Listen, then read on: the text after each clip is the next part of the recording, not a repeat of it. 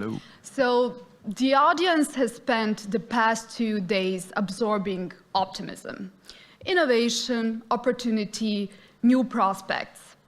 But the world these business leaders operate in has structurally changed.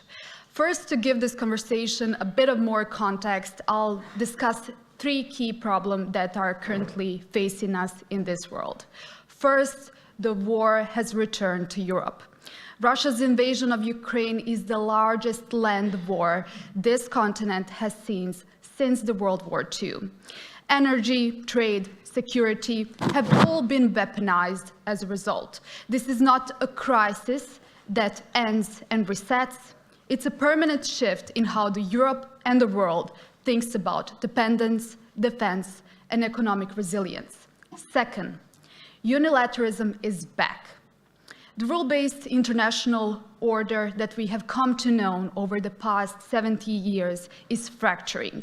Every major power, including the US, China, and even Europe, is now acting in its own terms, prioritizing their own national interests over shared institutions. And third, as we just heard, Asia is rising.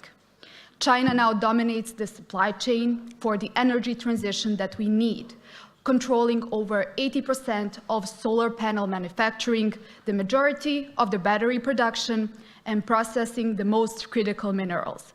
The West is structurally dependent on the competitor for the very materials it needs to reduce dependence on the Russian energy. And yet, capital is still moving, innovation is still happening, and this region is uniquely positioned in this current context. Between the East and the West, we now have a strategic advantage. And for the next 20 minutes, we will zoom out, distill all the key topics that you heard so far on energy, AI innovation, given it much needed geopolitical context. So joining me on this panel, as Ognin kindly introduced, is Chawla. He's the CEO and founder of London Politica, and recently recognized by the Forbes' list for Europe 30 under 30. A round of applause for Manas. Quite a big one. To cut it, his biography truly reads like a novel, but to cut it short, he's the person heads of governments, companies, institutions call when the geopolitical context changes and they need somebody to put some sense into it. So, Manas, thank you so much for joining us. Next up, Ludolf von Schöning, CEO and Executive Chair of Paloneo. Ludolf actually built Paloneo from, as I understand, student initiatives he had in Cambridge and Oxford, and it's made it into Europe's one of the most respected next generation leadership network. He's somebody who thinks seriously about where European innovation and capital are actually going. We will structure this conversation into 3 quick rounds. First on energy security, second on AI innovation, and the last but not least, what do they see moving forward? Start with energy. Manas, you argue that resources, nationalism, and critical mineral supply chains are among the top 3 geopolitical risks we face right now. Let's set the stage for the conversation. What does energy security even mean in this current context, not only for the region in Europe, but more globally? Yeah, wonderful. Well, thank you for inviting me on this panel, Amina. I think energy security 5 years ago used to mean do we have an abundant supply of very cheap energy available at any given moment for any given European country? And I think that definition of energy security has changed over the last 5 years. Now countries are not looking simply for cost efficiency or simply for abundance. They are thinking, can I still get any energy that is even any degree of cost efficient when there is extreme geopolitical volatility like we see in the world today. And as you all know, Europe learned this from the example of Russia, right? I mean, Germany, which used to get so much of its energy supplies from Russia, but it wasn't just Germany, it was many other countries as well that we forget about, learned that lesson the hard way when 20 years of what seemed like a very dependable reliance on Russia as an energy partner turned out to be simply kind of futile dependence when the war in Ukraine broke out in 2022. But I think a second point that I want to stress is that Europeans love talk about energy security, but they forget about all the other aspects of energy security other than oil and gas supply. Right, so renewables matter, but more than renewables, battery storage matters, right? I mean, quite simply, if you have solar panels and windmills picking up this energy, you have to store it somewhere. And Europe is terrible at battery storage and storage capacity, right? China has excellent links with the, sort of the lithium triangle in South America, which you need to create these batteries. Europe, I think, had one Swedish company that was doing good battery storage, and even that went defunct a couple of years ago. And then I think a last point to make on this is that more than just energy security, I think in a world of geopolitical volatility, you're dependent on a couple of really key choke points. And we all talk about the Strait of Hormuz, for instance, right? 20% of the world's oil and gas goes to the Strait of Hormuz. We are aware of that as Europeans and the effect of that will have onto our energy future. But are we aware also that a third of the world's fertilizer goes through the Strait of Hormuz, right? And that fertilizer supply chain has not been well studied. We do not have good, easily accessible alternatives. We can't simply just turn the taps on and create a fertilizer factory in Europe. Right? We are very dependent on that. And that can push up resource costs and food costs and inflation costs. So I think a lot of it is being aware of these sort of second, third order effects. Helium comes through the Strait of Hormuz as well. I think a third of the world's helium. You need that to make semiconductors, right? So we'll feel all these knock-on effects the more we keep ignoring some of these choke points. But I think those are some key things to set the stage. Perfect. So quick segue to Ludolf. You've written that we need to move from the economy that is exploiting nature to the one that regenerates it. But in this current geopolitical context, it seems that principle is beaten by pragmatism in the terms of the energy security. How do you see it, and are we set back by a decade, or is there an actual opportunity to accelerate it? Great question. First of all, thank you for having me here. It's wonderful to explore the Adriatic region, my first time in Montenegro. Very excited to be here. On your question, we try to be, I think Europe needs pragmatism more than ideology, absolutely. So, we've been very dependent on Russian gas, and we kind of relied on that and say, okay, great, like we can focus on other things. Now we need to rebuild our own energy infrastructure. We are, as Paloneo, as a network, as you mentioned, we started at Cambridge, just like every great organization starts with a good dinner party, and we just kept going, and now we have sort of chapters across Europe where we scout talents, entrepreneurs, cultural creators, and investors to spotlight Europe's solutions to pressing challenges. So we're creating a high-level agenda. Okay, we're talking here, what are the challenges of Europe, from energy being on top of mind, now also with defense, and also there's an innovation gap, which we'll go into later maybe.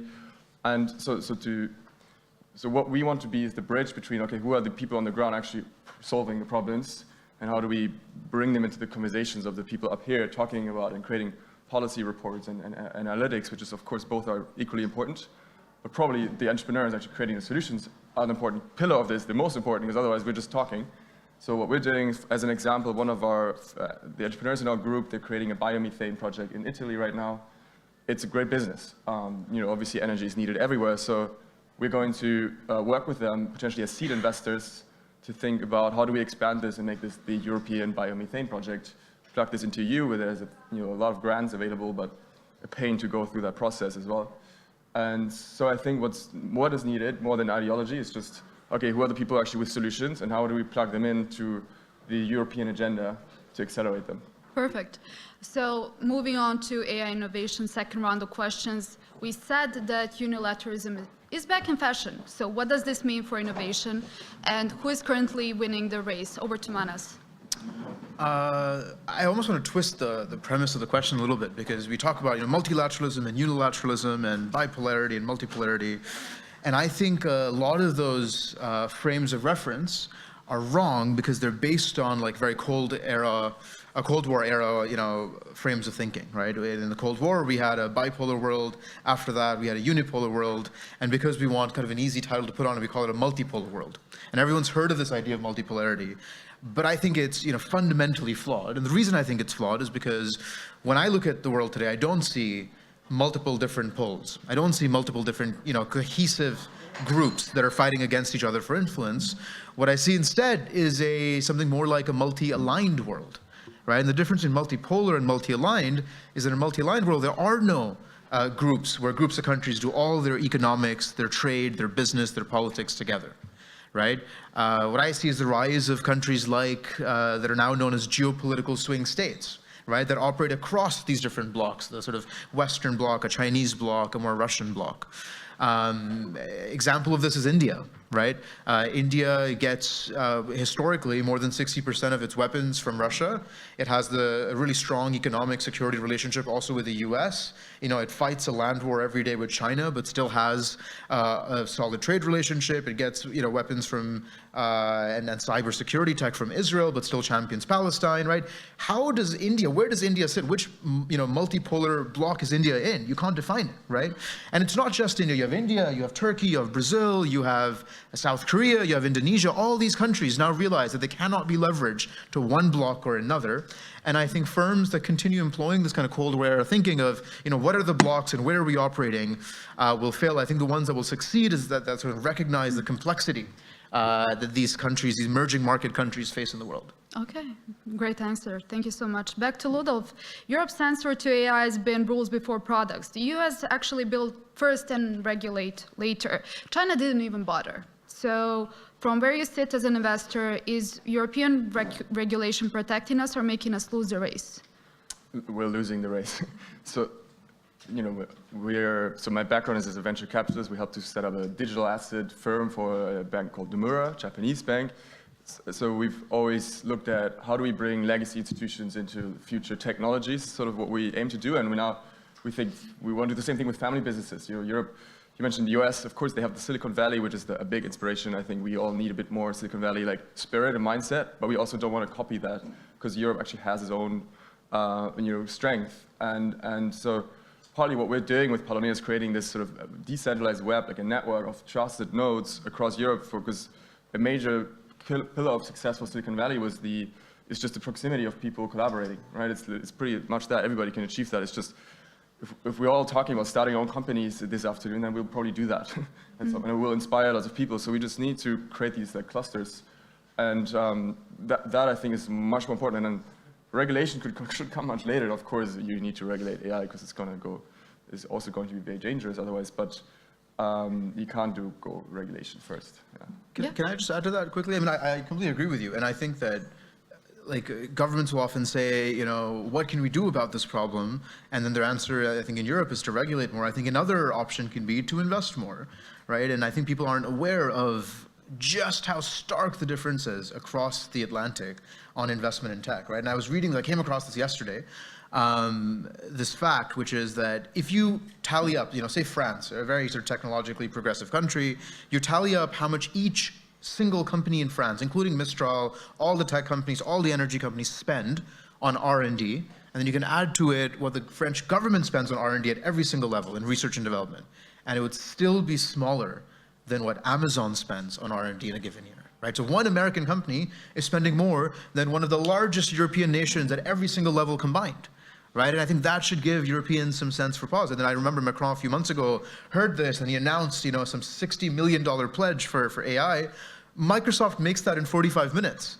So I think it's not that Europe doesn't have the money, it doesn't have the willingness, I think, for governments to really back some of the innovative ideas that are occurring in the sector. Perfect. When we were preparing for this discussion, I told them that the last round will be basically me asking what they're afraid of, apart from clowns. So what, Manas, what do you believe is most likely to happen in the next 5 years that we are currently unprepared for or not discussing? I think we have a fascination in conferences of talking about these like black swans or what are the unknown unknowns or the very unpredictable events, and then we forget what are the very obvious events that we know are going to happen that we know are going to be, you know, big risks.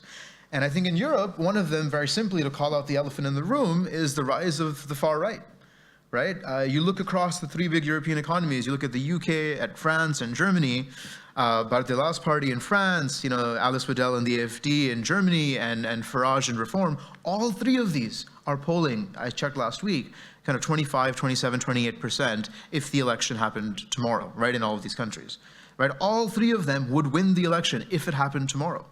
That should give us room for pause because thankfully the election is not tomorrow, but it means that in 2 to 3 years when elections happen in these various countries, we're on a path where right-wing or far-right, and the AfD is very far-right, I would say, governments are in power. All of these political parties, their plans are cultural, their plans are political, but they do not have economic plans, right? They have no sense of what to do with France's highest budget deficit since World War II. They have no idea how to fix the cost of living crisis in the UK. And if you had to ask me, how far will AI transform in the next 3 years? I don't know who should be managing that, but I know that I don't trust Nigel Farage or Alice Waddell to manage Europe's AI problem. So I think the twin forces of this rising European far right, which we know is happening, and this exponential growth in AI, which we know is happening, I think these coming together to a head, that probably keeps me up at night. Okay, Ludolf, what keeps you up at night? I actually sleep quite well, but I would say that what we are afraid of is irrelevance. I think Europe is at a sort of crossroads, right, of like, are we going, if we keep up with the pace we are currently at now, like China and US are going to be light years ahead of us in just a few years because we live in an exponential age, so things don't move like they used to be. So we're at an inflection point, and I think the other part of that is we always think of irrelevance or renaissance, which one is it going to be? And so we're all about how do we catalyze a new renaissance, and it's a bit about going back to 15th century Florence, where you had family businesses like the Medici's, the most famous example, who used their wealth. They also were technically fintech guys, created the first pan-European bank, and they created a pan-European network for exchange of intelligence, goods, and money. So we just need more of that sort of pan-Europeanness again, and then also use that wealth, and we actually have the wealth. So like as an example, Europe has 33 trillion in household wealth on an EU level, of which 32% is in like bank deposits and like safe loans. So like, what if we take some, and then for example, the US has 16%. So we just don't use, we have a lot of capital and we don't use it very well. Like we love to preserve and not take risks. And so, yeah, we're not like afraid, but we think there's a huge risk of we becoming complacent and becoming like Venice today, once like amazing hub of trade and culture and now a beautiful destination for holiday. And is all of Europe going to be that is the question. Perfect. We have 2 more minutes, and I know your hourly rates are really high, so I'll really utilize your time. So if there was one instruction that you would give to businesses about how to make decisions in the next decade, what would it be? Manas? I think you should hire me. No, but I think on a serious note, rates are not that high. Rates they're negotiable. I think on a serious note, I think every business needs a structural geopolitical thinking capacity, right? Every business needs their own small mini think tank. Honestly, I've been doing this for 6-7 years now, and I'm shocked every single day when we talk to some of the biggest clients in the world, the biggest banks you'd imagine, and they do not have a geopolitical team. They do not have, they have a credit guy, they have a macro risk person, they have someone else. They don't have someone who connects the dots between them, right? They don't have a chief geopolitical officer. I think that would make the biggest difference. And then the second thing is, too many, I think, institutions are too focused on making predictions, right? The questions I get asked all the time are, will X happen or will Y happen, or what is the percentage of this party winning? I don't even think that matters. I think what businesses should be doing is preparing for either possibility. What they should be doing is doing the scenario analysis of what are the 5 most likely scenarios, and then let's really, really think about if A, B, C, D, and E happen, what are we going to do about it? How are we going to respond as a firm? I think those are 2 biggest things that businesses can do. Perfect. Ludolf, what is your advice? Well, I'm sure there are many more successful business leaders in this room than I am, but I think that what you mentioned, everybody should think tank. We actually think every business in Europe should have a venture capital arm. Like imagine. Should hire him. Yeah.